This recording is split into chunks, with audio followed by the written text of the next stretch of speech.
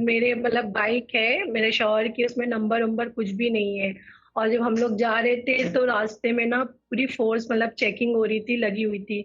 तो मैं मेरे बच्चे बैठे हुए थे, हम लोग जैसे ही रास्ते में पहुंचे तो वहां पुलिस ने हम लोग को देख लिया, तो ये यू टर्न ले रहे थे रॉन्ग साइड, मतलब घबरा के भागने लगे। तो मैं जल्दी जल्दी बिस्मिल्लाह 19 दफे पढ़ने लगी। मेरे को लग रहा सिर्फ 5 ही 6 बार हुआ और ये भी पढ़ने लगे। इनको तो बिस्मिल्लाह पे बहुत यकीन है, बस पढ़ने लगे। तो वैसे ही पुलिस वाला खुद सामने से बुलाता है, बोला हंस के बुला रहा है, आप आइए आइए आइए। तो ये बोलते कि 3 सीट है और नंबर नहीं है, तो बोलते आप आइए।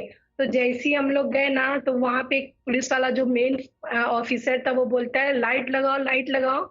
और दूसरे तो हंस के बोलते आप जाइए आप जाइए। मतलब मैं तो डर गई थी, आज तो बाइक भी गई शुक्र हम करें कि लोग भी लाइट नहीं गए, लगाई, फाइन वरना मानो तोप मगर। नजर आ जाती जो गाड़ी के अंदर लेके जा रहे थे ना, है ना।